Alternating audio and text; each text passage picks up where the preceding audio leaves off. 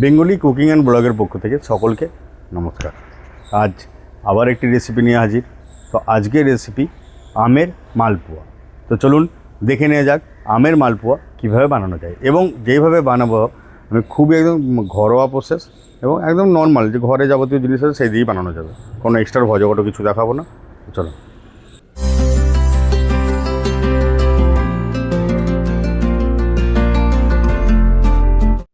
তো আমের মালপোয়া করার জন্য এখানটা আমি মোটামুটি 600-700 গ্রাম আছে এটা আম নিয়ে নিয়েছি। সেজন্য আমটাকে ছাড়িয়ে নিই। আমের খোসাটা ছাড়িয়ে রেখেছি। এবারে আমটা মিক্সার গ্রাইন্ডারে পেস্ট করতে হবে। তার জন্যে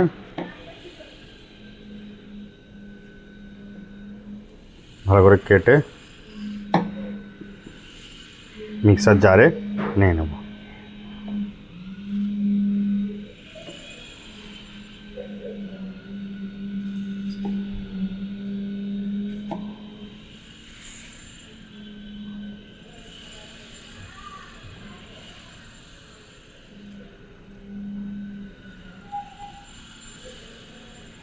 যে কোনো আম দিয়েই করতে পারেন, পাকা আম।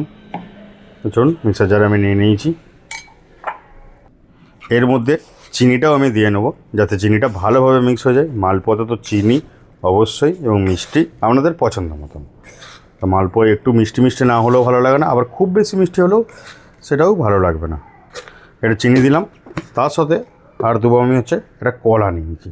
তো কলা দিলে কী হয়, এটা টেস্টটা খুব সুন্দর হয় আর ভিতরটা মানে ফোড়ো ফোড়ো টাইপের হয়। তো চলুন কলাটাও আমি দিয়ে দিচ্ছি। এরপর আমি মিক্সার গ্রাইন্ডারে পেস্ট করব। চলুন পেস্টটা করে নিই। তো আমের পেস্ট বানিয়ে নিয়েছি। তো চলুন নেক্সট স্টেপ। এরপর আমি এইখানে দেখুন 1 বাটি মেপে আমি চাল গুঁড়ি নিয়েছি। তার কিছুটা কম পরিমাণ ময়দা নিয়েছি। আর নেবো যতটা পরিমাণ ময়দা তার হাফ সুজি দিলাম। এরপরে দেবো অল্প পরিমাণ মৌরি। চিনি আমি অলরেডি আগেই আমের সাথে দিয়ে রেখেছি। এরপর আমি দেবো অল্প পরিমাণ লবণ, এটা টেস্টটাকে ব্যালেন্স করার জন্য। আর দেবো অল্প পরিমাণ সাদা তেল। এরপর দেবো যে আমের পেস্টটা আছে সেটা। ভালো করে এটা মিক্স করে নেব।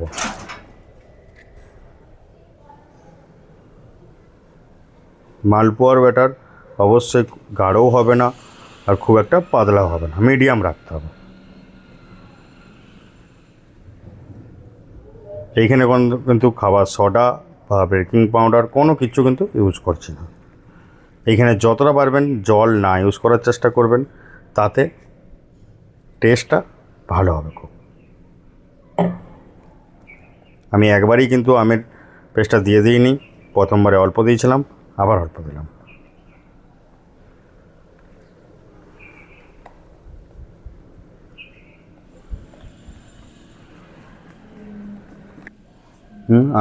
আম দিয়ে যতটা পাতলা হয়েছে করেছি। এরপর আমি কিন্তু জল দেবো না, এর বদলে আমি দুধ দেবো।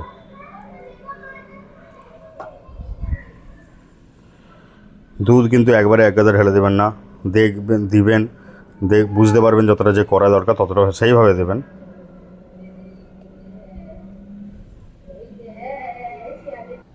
দেখুন মালপোয়ার ব্যাটার রেডি।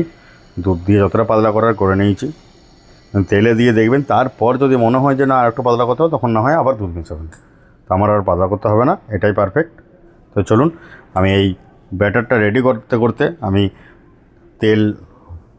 কড়াইয়ে তেল দিয়ে ওভেনে বসিয়ে দিয়েছি। তেলটা একটু গরম হয়েই এসেছে। তো চলুন তেল গরম করে নিয়েছি। এরপরে মালপোয়ার ব্যাটার তেলে দিয়ে নেব। দেখতে পেয়েছেন তেল কতটা গরম হয়েছে।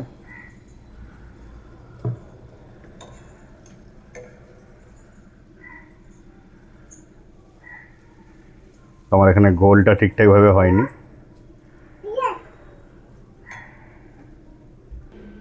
চলুন ছেড়ে দিন।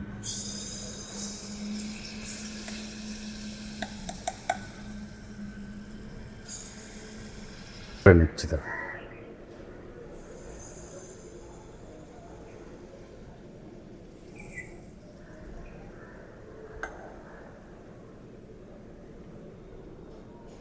আমি এখানে ছোটো ছোটো সাইজের করছি, খুব একটা বড় করছি না। এবং একটা করে অবশ্যই কিন্তু একটা করে ছাড়বেন, না হলে গায়ে গায়ে চিটে যাবে।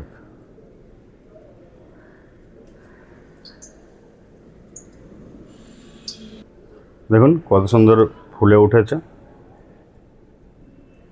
আপনারা চাইলে বড় বড় সাইজও করে নিতে পারেন, আমি এটা ছোটো করেছি, এরপর থেকে আমি বড়ও করে নেব। দেখুন তুলে নিই।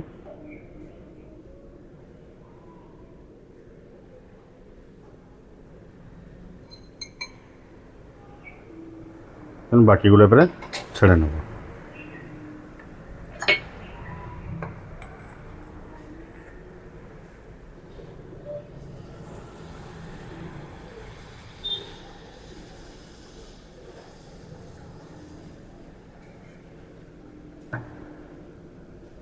ঠিক এইভাবে পরপর আমি মালপোয়াগুলোকে ছেড়ে নেব আর তুলে নেব। চলুন লাস্ট আবার দেখাচ্ছি।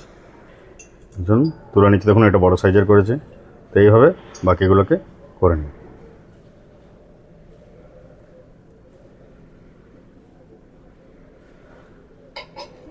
তো দেখুন মালপোয়া পুরোপুরি আমের মানে পাকা আমের মালপোয়া পুরোপুরি রেডি। তো আপনারাও বাড়িতে এইভাবে বানান, অবশ্যই ভালো লাগবে এবং যেইভাবে প্রসেস দেখালাম সেইভাবে করুন। সত্যি বলছি অসাধারণ টেস্ট হয়েছে, আমি নিজে একটা খেয়ে দেখেছি আলাদা করে। তো একদম নর্মাল প্রসেস, বাড়িতে যা কিছু জিনিস আছে তার মধ্যে সেই জিনিসগুলোতেই, এক্সট্রা কোনো কিচ্ছু না। তো ধরুন আমি আপনাদেরকে একটা কেটে দেখাচ্ছি।